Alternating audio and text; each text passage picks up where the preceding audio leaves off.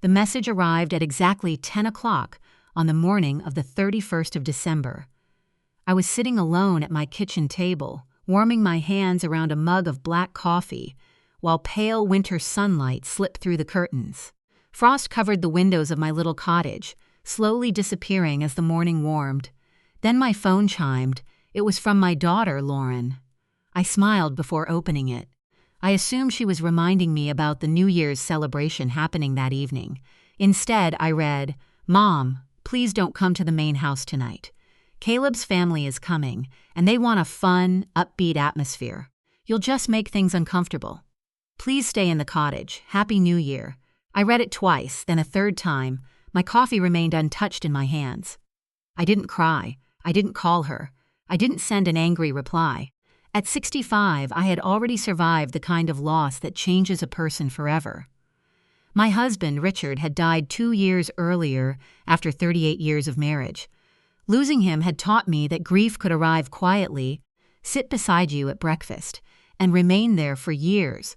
But my daughter's message hurt differently. There was something brutally casual about being told that your own presence could spoil someone's celebration. I placed the phone face down on the table. For years, I had convinced myself that Lauren was simply going through a difficult stage of adulthood. She and her husband, Caleb, were young, ambitious, and trying to establish themselves. I had wanted to help. Maybe I had helped too much. 2 years earlier, after Richard's death, our 4-bedroom house had become unbearably quiet. Every room reminded me of him.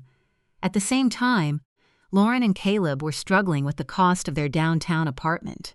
They told me they were desperate to save enough money for a house. So I offered them mine. The arrangement seemed simple. They would move into the main house without paying rent. I would move into the fully furnished cottage in the backyard.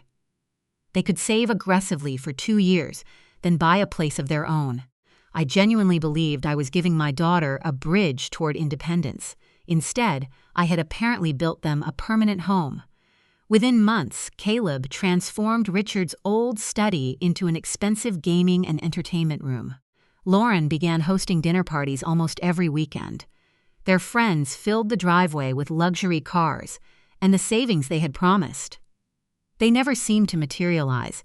Meanwhile, I continued paying the property's electricity, water, internet, security system, and other household expenses.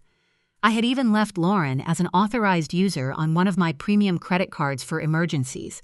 That decision became another mistake. The emergencies quickly became restaurant dinners, designer clothing, grocery deliveries, decorations, and entertainment. Whenever I mentioned the spending, Lauren became defensive. "Mom, we're adults. You don't have to monitor everything we do." Caleb was even worse. He would laugh and tell me I worried too much, so I stopped asking. I told myself that peace was more important than money. But that morning, sitting alone in my cottage after being deliberately excluded from my own home, something inside me finally changed. I opened my laptop. If Lauren wanted me out of her life for one night, I could respect that request. But I was no longer willing to finance the life she was embarrassed to admit depended on me. I logged into my bank account. The credit card statement appeared on the screen. I stared at the recent charges. Nearly $5,000 had been spent in just 3 weeks: luxury catering, premium alcohol, decorations, party rentals, expensive meals. My daughter was preparing an extravagant New Year's celebration while telling her mother to stay hidden in the backyard. Then I noticed something even more interesting. The final catering payment was scheduled for midnight. Lauren had mentioned it earlier in the week. She had casually told me the caterer would charge my card after the celebration ended. She had assumed the card would still work. She was wrong. I closed my eyes for a moment. I wasn't going to scream. I wasn't going to ruin her party. I wasn't going to embarrass her in front of Caleb's family. I simply picked up my phone and made my first call. "Thank you for calling customer service." A cheerful voice answered, "How may I assist you today?" "I need to remove an authorized user from my account," I said. There was a short pause. "Of course. May I have the name?" "Lauren Parker." "And would you like the card permanently deactivated?" I looked toward the window. Beyond the glass stood the house. The home Richard and I had built together. The home I had given to our daughter. The home where she was now preparing a celebration she didn't want me to attend. Yes, I said calmly. Permanently, I ended the call, then I opened another account. This time, I reviewed the utilities. The main house depended on services that were still entirely under my name, including the internet, and Caleb had built his precious smart home system around that connection. I leaned back in my chair. For the first time in 2 years, I wasn't thinking about how to make Lauren happy. I was thinking about what would make me free. Outside, I heard the crunch of tires on gravel. A catering truck had arrived. The New Year's party was beginning. And for the first time, I was looking forward to midnight. By noon, the quiet neighborhood had begun to change. A large white catering truck backed into the driveway, followed by 2 smaller vehicles carrying flowers, decorations, glassware, and cases of expensive drinks. From my cottage window, I watched several workers unload everything and carry it into the main house. My house. I almost smiled at the thought. For 2 years, I had trained myself not to think of it that way. I had called it Lauren's home because she lived there. I had told myself that ownership was less important than family. But that morning, her message had reminded me of something important. Family did not mean surrendering every boundary you had. At around 1 o'clock, someone knocked on my cottage door. Before I could answer, it opened. Lauren stepped inside. She was wearing an elegant, cream-colored outfit and holding her phone against one ear. She barely looked at me. "Mom, the catering team needs to use the garage outlet," she said. "And please don't run the dryer or microwave today." I raised an eyebrow. "Why?" "They're bringing in extra refrigerators. We don't want to overload the electrical system." She finally looked at me, then she sighed. "And please don't come into the main house tonight." I wasn't planning to. Good. She checked something on her phone. "Caleb's parents are arriving at 8. They're important people, Mom. There are going to be business connections, investors, executives." She paused. "I just need everything to feel polished." I took a sip of coffee. "Polished, yes, and I don't fit into that." Her expression tightened. "That's not what I said. You said I would ruin the atmosphere." Lauren looked irritated. "Mom, don't make this emotional." I almost laughed. She had insulted me, excluded me, and was now asking me not to become emotional about it. "I won't," I said. Her shoulders relaxed. "Thank you." Then she smiled as though we had just resolved a minor household disagreement. "Oh, one more thing."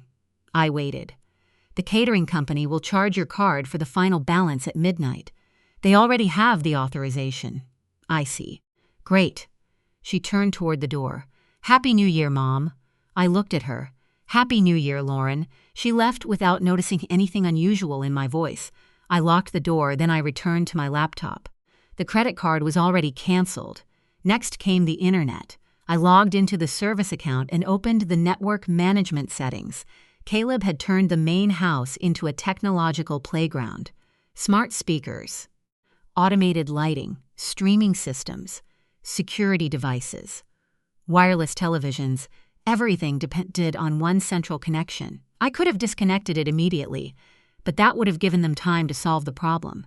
Instead, I scheduled the network to shut down at exactly 12:01 a.m., 1 minute after midnight. I stared at the confirmation screen. Then I clicked save. That was it. No confrontation, no revenge speech, just consequences. I closed the laptop. For the first time in months, I felt strangely peaceful. Then I remembered something. My sister Monica had been asking me for almost a year to visit her in Florida. Every time she invited me, I had refused. Lauren might need me. Caleb has work. I should stay close to home. There was always another excuse. I picked up my phone and opened a travel app. A direct flight left at 6 o'clock the following morning. I booked it. Then I packed a suitcase, a week of clothes, my medications and toiletries, a book, my passport. I zipped the suitcase and placed it beside the door. The weight in my chest seemed to disappear. By 8 that evening, the neighborhood looked completely different. Luxury SUVs lined the street. Valets stood near the driveway. Guests arrived wearing glittering dresses, tailored suits, and expensive coats. Music poured from the main house. I stayed inside my cottage, Through the window, I saw Lauren greeting everyone with a champagne glass in her hand. She looked radiant, confident, successful. Exactly the image she wanted everyone to believe. Then Caleb's parents arrived. His mother stepped out of a black SUV wearing a long designer coat. She looked toward the cottage. She said something to Caleb. He glanced at my window and laughed. I couldn't hear what they said. But I didn't need to. For years, I had been the invisible woman behind their comfortable lifestyle. Tonight, I was finally invisible by choice. I made myself dinner, chicken soup, toasted bread, and a cup of herbal tea. While music shook the walls of the main house, I sat quietly with a book. 9 o'clock, then 10, then 11. The celebration became louder. I checked the clock. 11:45. Through the window, I could see nearly 50 guests gathering around the enormous television in the living room. The countdown was approaching. I opened my laptop one final time. The network shutdown was still scheduled. 12:01 a.m. I closed the computer. Then I walked to the window with my tea. Inside the main house, Lauren was laughing beside Caleb and his parents. A caterer approached her carrying a payment terminal. Lauren reached into her designer purse. I knew exactly what she was holding, my silver credit card. She handed it over confidently. The caterer walked away to process the final bill. Lauren didn't know yet, but in less than 15 minutes, she was going to discover that the woman she had tried to hide was no longer willing to pay for the life she was pretending to own. I looked at the clock. 11:58. 3 minutes. I took another sip of tea and waited. At 11:59 p.m., I could hear the guests counting down from inside the main house. 10, the voices grew louder. 9, I stood beside my window holding my tea. 8, inside the house, champagne glasses were raised. 7, Lauren stood beside Caleb, smiling for everyone around her. 6, Caleb's parents stood nearby, surrounded by their friends. 5, I glanced at my laptop. The network shutdown was ready. 4, the caterer was still holding my deactivated credit card. 3, Lauren lifted her glass. 2, I took a slow breath. 1, the house erupted. Happy New Year! Confetti exploded through the living room. People hugged. Couples kissed. Champagne spilled. Music blasted from the speakers. And then the clock changed. 12:01. Everything stopped. The television went black. The music disappeared. The wireless speakers went silent. The colorful smart lights suddenly reset, flooding the entire room with harsh white light. The effect was almost comical. 1 second, the guests were celebrating in a glamorous party. The next, they were standing beneath bright overhead lights surrounded by half-empty glasses, dirty plates, and confused expressions. People looked at their phones. What's happening? Did the power go out? Is the internet down? Caleb immediately pulled out his phone. He tapped the screen repeatedly. Then he walked toward the router. I watched from my window. He checked the cables. He restarted the equipment. Nothing worked. The network was gone. Then I noticed the caterer. He was standing beside Lauren. His expression had changed completely. There was no longer a professional smile on his face. He held up the payment terminal.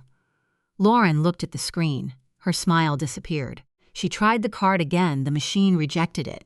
She frowned. Try it again. The caterer did. Declined. Lauren looked embarrassed. There's probably a problem with the machine. She handed him another card. He processed it. Declined again. Caleb walked over. What is it? The caterer quietly explained. The final balance was over $3,000, and he needed payment immediately. Lauren looked toward Caleb. Use your card. Caleb's expression hardened. I can't. What do you mean you can't? My limit is maxed. Her face went pale. What about your father's card? You know I don't have access to it. The conversation was becoming louder. Several guests were beginning to notice.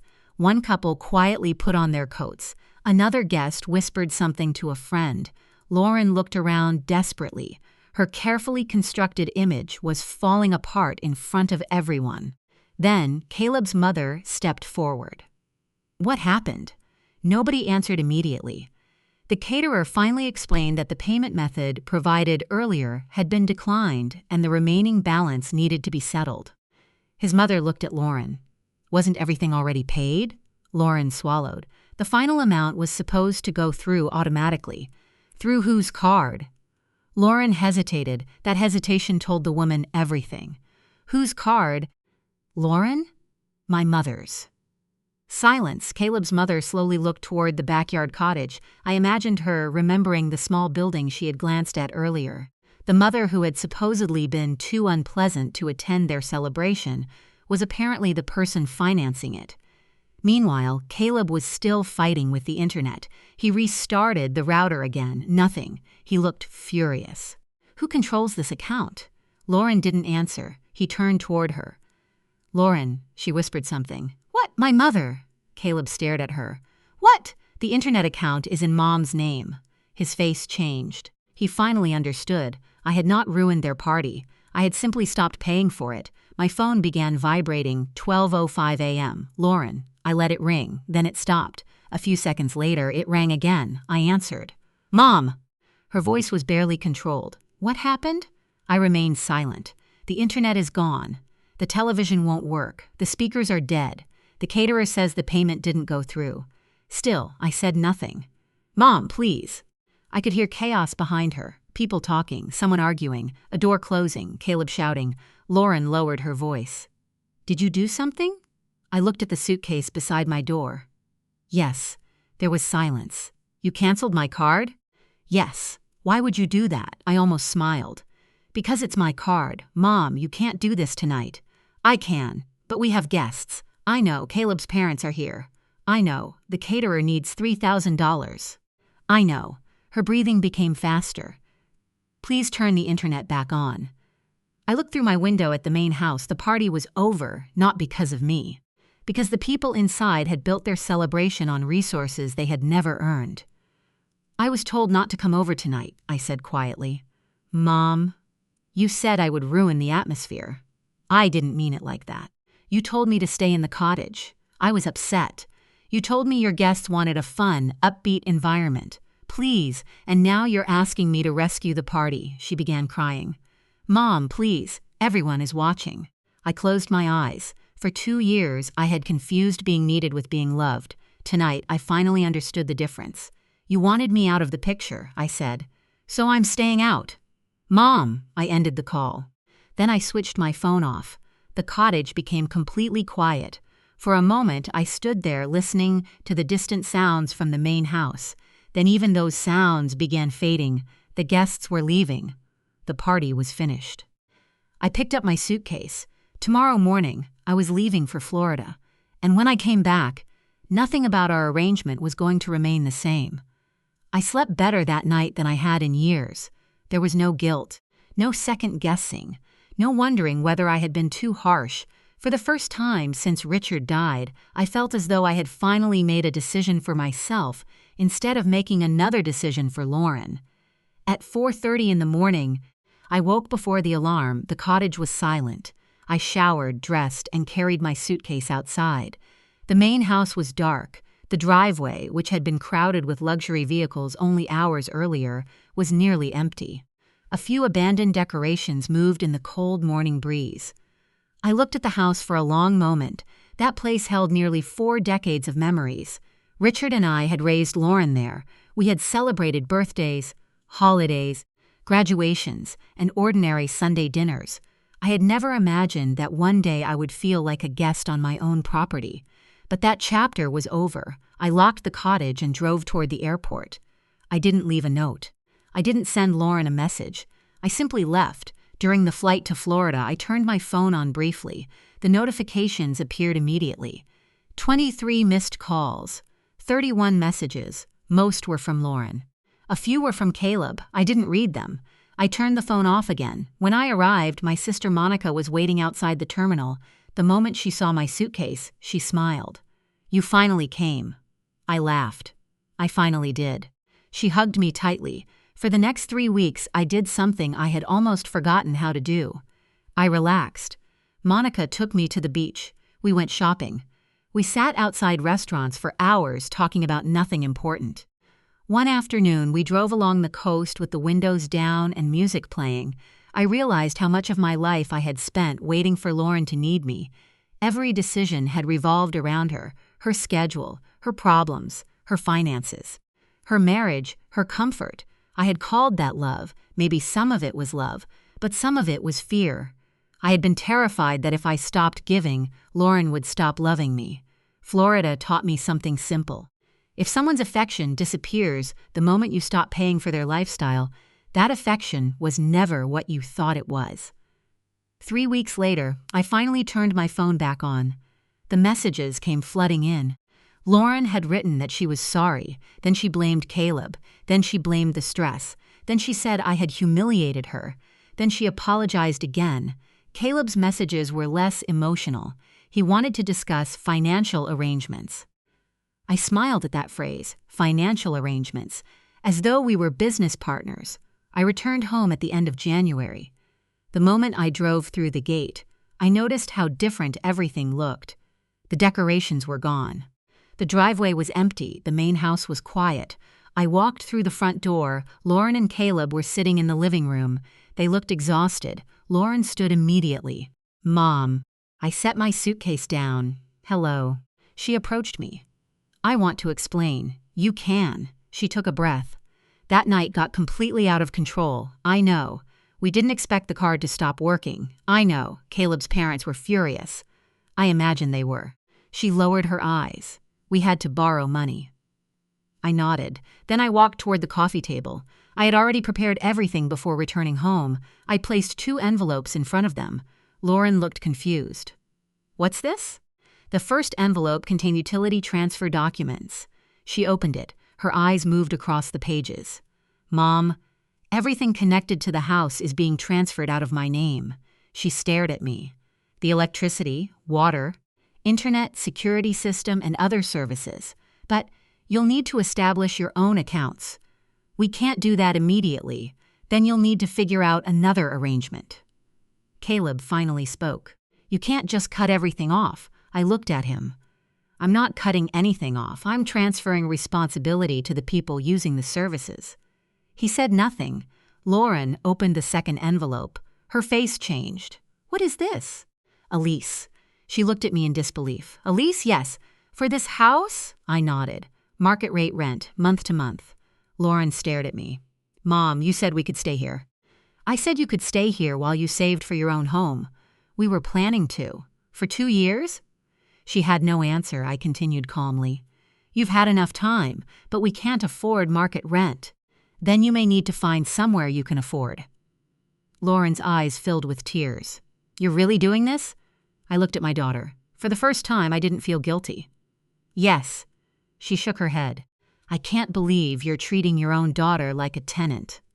I gave her a quiet answer. "You're the one who taught me I shouldn't expect a place in your home."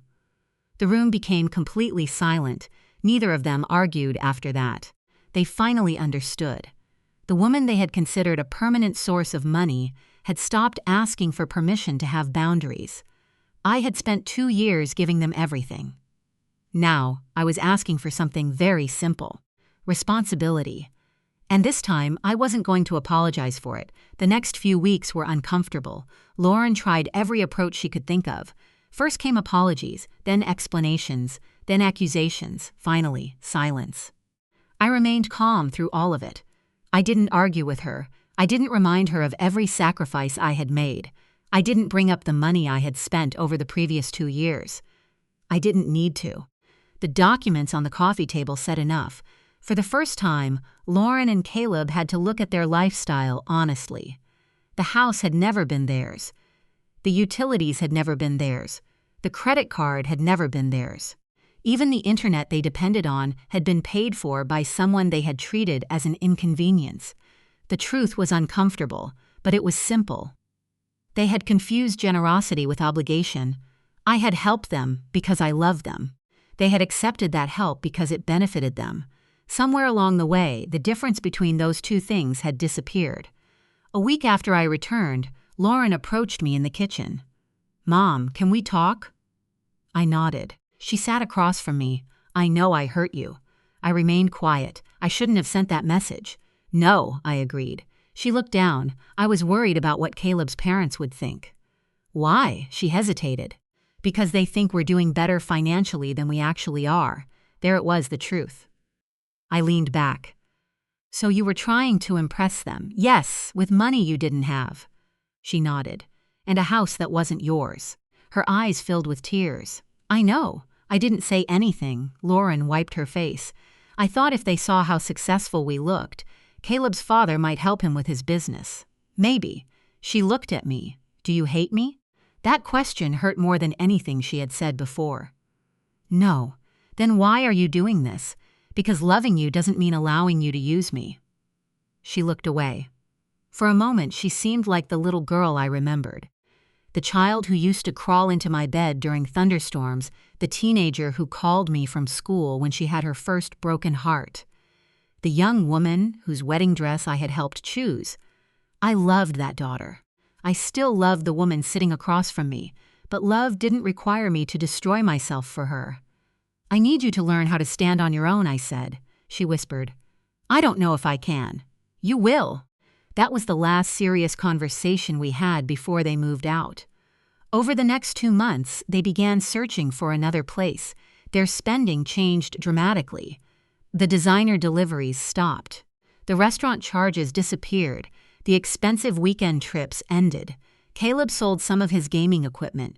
Lauren sold several pieces of clothing she had barely worn. They rented a modest apartment across town. It wasn't glamorous. It wasn't large, but it was theirs.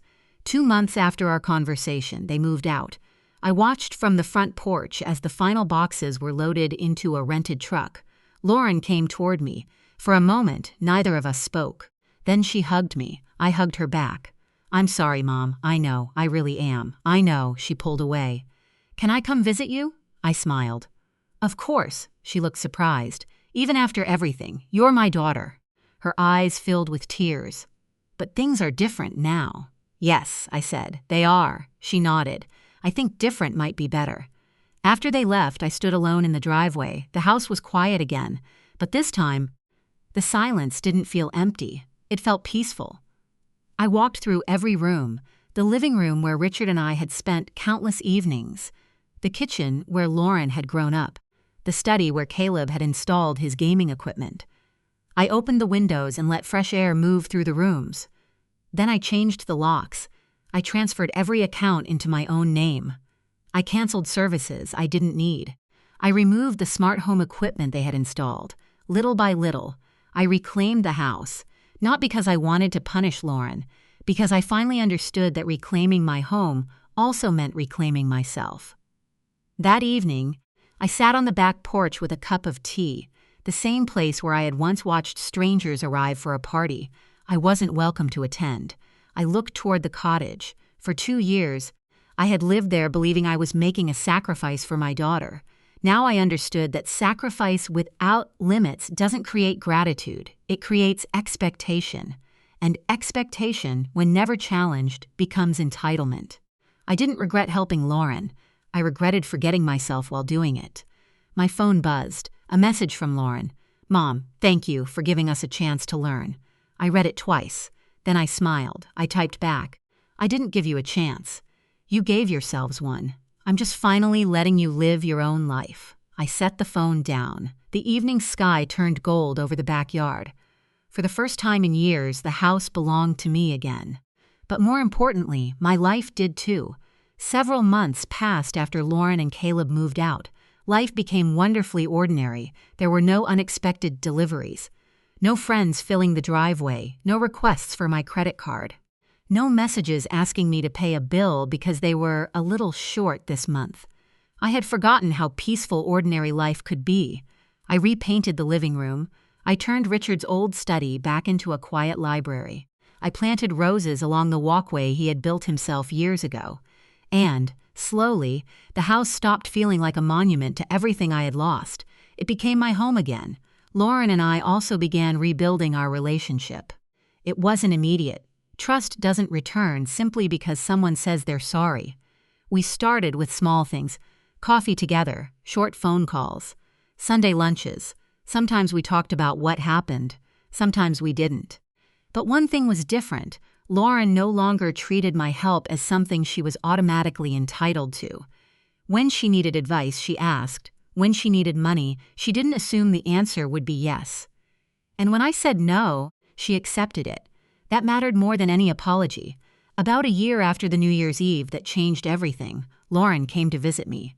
She stood in the kitchen holding a small gift bag. "I brought you something." I smiled. "You didn't have to. I know." She handed me the bag. Inside was a framed photograph of Richard and me from our wedding anniversary. I stared at it for a long moment. "I found this in an old box," Lauren said. "I thought you might like it." I ran my fingers along the frame. "Thank you," she smiled. Then she looked around the kitchen. "You've really changed this place. It feels different." "It is," she nodded. Then she said something I never expected. "I'm glad you stopped rescuing me." I looked at her. She laughed softly. "That sounds strange, doesn't it?" "A little, but I mean it." She sat at the table. "When you paid for everything, I thought you were helping me become successful." She paused. "Actually, you were making it easier for me not to grow up." I didn't interrupt. I didn't realize how dependent we'd become until everything stopped. She looked down. "That night was humiliating, I know, but it needed to happen." I smiled gently. "Maybe." She looked at me. "Do you still regret canceling the card?" "No," she laughed. "Good." We sat together in comfortable silence. Then Lauren asked, "Are you happy now?" I looked around the kitchen, at the photograph on the wall, at the flowers blooming outside, at the sunlight across the wooden floor. Yes, the answer came easily. "I am." She reached across the table and held my hand. "I'm happy for you." That evening, after she left, I walked outside and sat on the back porch. The cottage stood quietly behind me. The main house stood in front of me. For years, I had thought the most painful part of losing Richard was losing the person who had shared my life. But eventually I realized there had been another loss. I had lost myself while trying to keep everyone else comfortable. I had mistaken silence for peace. I had mistaken financial support for love, and I had mistaken being needed for being valued. That New Year's Eve changed all of that. I didn't destroy my daughter's life. I didn't abandon her. I simply stopped carrying a responsibility that had never belonged to me. Sometimes people call boundaries cruel because they benefited from you having none. Sometimes saying no feels like betrayal because you've spent years saying yes. And sometimes the strongest thing a parent can do for an adult child is step aside and let them experience the consequences of their own choices. I looked at the sky. The sun was beginning to set. I thought about that message Lauren had sent me so casually the previous New Year's Eve. "Please stay in the cottage." At the time, I thought those words were an insult. Now I saw them differently. They had been an unexpected gift. Because that message forced me to stop pretending everything was fine. It forced me to look at my life honestly. And it gave me the courage to take it back. I raised my cup of tea and smiled. The following New Year's Eve, Lauren invited me to her apartment. No expensive caterers, no luxury cars, no fake image of wealth, just dinner with family. She had cooked everything herself. When midnight approached, she handed me a glass of sparkling cider. "Ready?" I laughed. "Very." The countdown began. 10, 9, 8. We looked at each other. 7, 6, 5, 4, 3, 2, 1. "Happy New Year, Mom." "Happy New Year, Lauren." She hugged me, and this time, I wasn't standing outside someone's celebration, watching through a window.